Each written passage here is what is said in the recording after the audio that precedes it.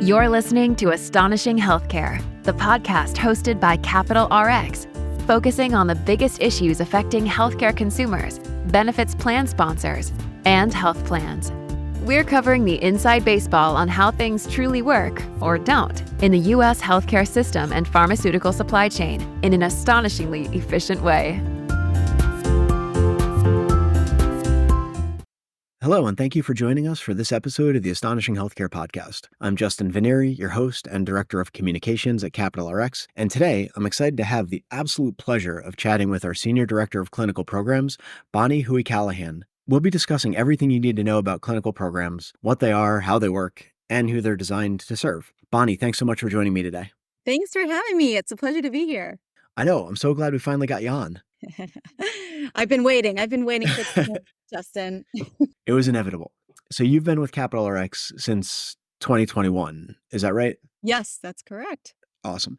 It'd be great to hear a bit about your path to Capital RX, your background, and your current role here. Yes, absolutely. So my background, I'm a pharmacist by training. I graduated from the University of Southern California School of Pharmacy. Upon graduation, I worked for a year at Ralph's, a company based out in Southern California. And then after that year, I completed a PGY1 pharmacy residency with Kroger Pharmacy and the University of Cincinnati in Ohio, focusing on delivering pharmacist clinical services in the community setting.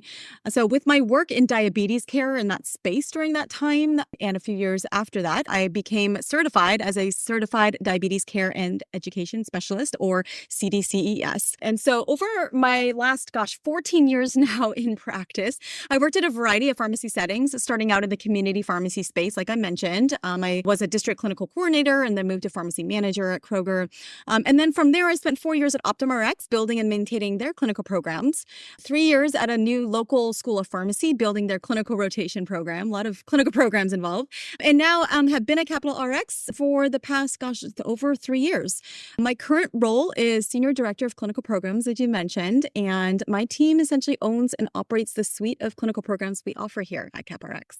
Amazing. And for those who may not totally understand what we mean when we say clinical programs, can you give us an explanation or holistic definition of what clinical programs are? Yes, sure thing. So when we think of a PBM, we think of the core functions, right? Claims adjudication, formulary, prior auth. As an analogy, because now my kids are all back at school, our kids go to school, they have classes in the standard curriculum that we know of: math, reading, writing, PE. Well, I don't know about your school, but my school also offers an after-school program, right? They've got things like an art program. They've got a Lego building program. They've got even a marathon training program, right? These are all enhancements to the education that our kids get. And I can, as a parent, opt into that for my kids to enhance their learning, to enhance their development. So in a similar way, where clinical programs fits into this whole ecosystem is that we bring in an added layer of service to help plan sponsors decrease their cost of care, increase their quality of care, increase patient safety, and help them address specific conditions that may be prevalent in a population, such as diabetes. Marathon training. Are any of your kids in marathon training? No, they immediately said no, so I didn't shit. Maybe one day. They're very smart and have bright futures. Just kidding. I like to run. I just can't do more than like a 5K. Me too. Okay. So the way clinical programs are designed to be a complement to the core functions, can you give us some examples of clinical programs and what those are designed to do? Yeah, so I think at the highest level, what we do here, at least at CapRx, is we categorize the programs that we offer into 5 main buckets: utilization management, cost containment, patient safety, population health, and finally, high-touch personalized care. So we have a number of programs that fall within each of those 5 categories. I won't get into each of them for the sake of time, but some examples include our opioid safety program, our adherence and gaps in care program, our medication therapy management program. We even have a pharmacogenomics program. And last but not least, we have a diabetes management as well as a weight loss program. So as you can see, there's really a breadth and variety of programs that we offer because we know our clients have different needs and wants, and we are here to really service the solutions that they're looking for. Okay. And are some of the programs more common to all PBMs or health plans, or can they be more unique? So there's certainly programs that are common to many PBMs and health plans, like opioid safety, like I mentioned, adherence and MTM. However, when it comes to condition management solutions, those can certainly vary across the PBM and the health plans. There's a lot of point solutions in place now that target various, specific conditions, women's health, musculoskeletal. So, there's a lot that exists out there. And so it's really up to the PBMs and the health plans on what conditions they want to target and therefore what additional programs they want to offer in that space. And we have partnerships with Verda and Mhm. Vida for chronic care, slightly different programs, but those are partnerships. And then we have like homegrown stuff. How much of a difference is there when we structure clinical programs like that?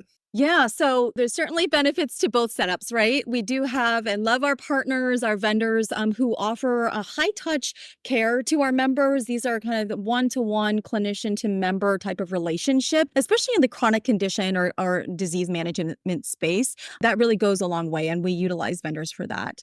At the same time, like you mentioned, we do have in-house programs. We utilize Judy and all the capabilities that Judy has to offer, anywhere from being able to identify specific members based on their pharmacy claims and eventually based on medical claims, and all the way to be able to build out reporting to see the outcomes and the true value that these programs bring to the table for our clients. And so there's a lot of flexibility when we do have our programs also built in-house. We can accommodate a lot of the customizations that clients may be looking for. We can enhance our programs and expand what we can do within each of these programs. And so there's certainly value in having both the in-house and certainly our valued partnerships with our vendor-driven programs. And I think generally sometimes there's a misperception out there, or perhaps it's accurate in some cases, that clinical programs benefit the PBM because of how they are administered, but maybe that's not always fair. I would love your thoughts on that. So at the end of the day, to be honest, clinical programs are designed to serve the member. And that's what I truly believe. I'll give you a few examples, right? So our patient safety alerts program, these are our point of sale edits for that pop up at the point of sale for pharmacists when they're reviewing drug therapy, as well as our opioid safety programs. These all have point of sale edits designed to stop the claim if there is, an issue that's identified via Judy. And a lot of times these are overridable. So the pharmacist can use their clinical judgment to say, does this make sense? Is this appropriate or not for the member? But again, the idea being there's safeguards in place through these types of programs that make sure that there's a double check and say, hey, is this safe for the member to fill or not?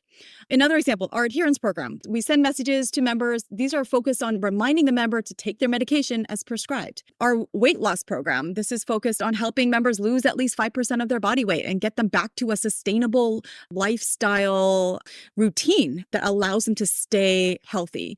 And our low-cost alternative program, as the last example, we send messages in real time to the member when the pharmacy is processing their prescription to let them know, hey, you can save money by switching to a drug that works very similarly, right? We call this therapeutic equivalent, but costs them a lot less money. Now, at the same time, to your point, to the plan sponsor, they benefit as well by seeing potential drug direct cost savings by switching the member to the low-cost alternative or stopping a medication altogether because they no longer need it or it's considered duplicate therapy.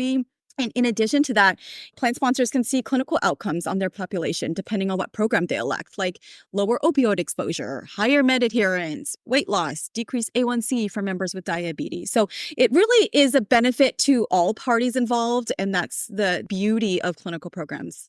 And many of these you've mentioned, this is for all populations, right? Because I know some of the programs more specifically impact Medicare or Medicaid plans versus commercial plans, but it seems like these are universally applicable. For the most part, yes. CMS certainly has requirements on specific programs that Part D sponsors need to have in place. However, what we offer at CapRx is we are starting to allow for non-Medicare or commercial plans to also elect into such programs if they're interested.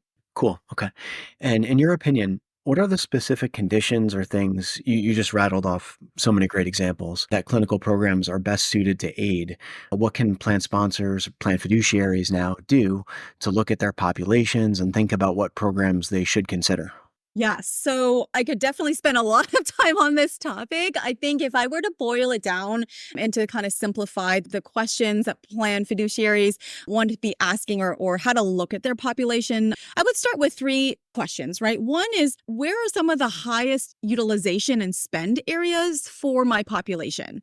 And when I say spend, that includes pharmacy spend and medical spend, ideally, both to look at total cost of care, right? So from a pharmacy spend perspective, is it appropriate? Are there certain drug classes that may have higher spend than others? And if so, why? And what strategies can we put in place to help control those costs? Similar to the same topic with utilization, where is there maybe unnecessary spend? Are there medications where your members are taking that are considered duplicate therapy? Or they've been filling it forever because it's been on auto refill at their pharmacy? That's the case of my grandma. That's what's happening for their. They didn't realize that they didn't need to take it anymore, right? And haven't had a pharmacist to review their full drug regimen. We have programs to address both of those issues that I just mentioned.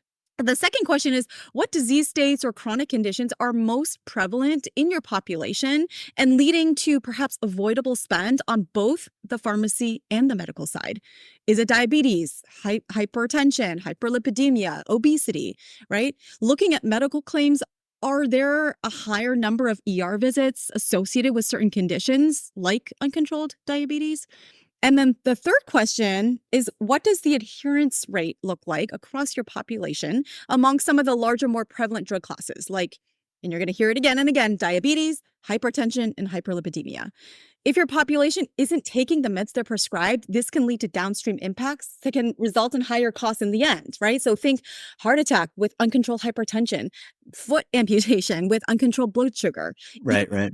For asthma attack, if you're not taking your controller meds, right? So the adherence rate is so important as well. But as you can see with these three questions, they all kind of bleed together. But at the end of the day, where are the high spend areas? Where are the high chronic condition prevalences? And what's the adherence rate in your population?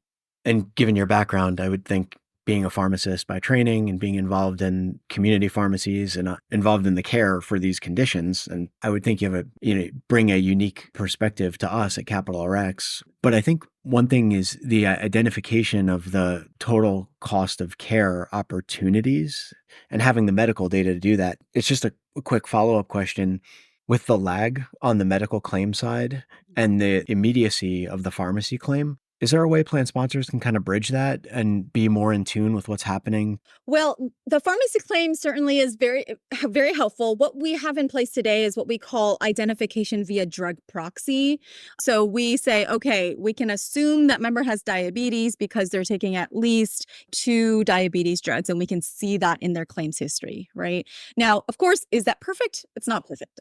And that's why it's so important to marry it with the medical claims data to validate, is there a diagnosis code for diabetes? And so there's certainly a value there in having both together. Now there's limitations to both sides. With the medical claims, as you mentioned, there is oftentimes a lag. And so we here at CapRx are trying to work through that. We are starting to support clients who are sending us their medical claims data and integrating that within our logic. So we're figuring out how to best solution for some of those limitations. But certainly the data is there, and the data is very helpful in our identification for these programs. Yeah, it's a super exciting opportunity. This is a little bit of a pivot, but not much. You and several others on your team displayed a poster at the 2024 Pharmacy Quality Alliance annual meeting. That showed findings from a study you did on GLP-1s, obviously the hottest topic of the year, or one of them. So we'll link that in the show notes. Can you share a little bit about that study? Is that a result of a new clinical program? And what were the findings? Yes. So thanks for the opportunity to talk about that. It is really exciting, and I'm really proud of our team for having gone through this research and being able to showcase it at PQA. So our team did have the opportunity to present this poster. The research our team conducted was tied to our existing patient safety alert program. Now, that is a program we've had in place for a while, not net new. However, we constantly enhance it and add additional alerts as clinically needed. And so this program deploys a number of different alerts, but one category is called the duplicate therapy alert.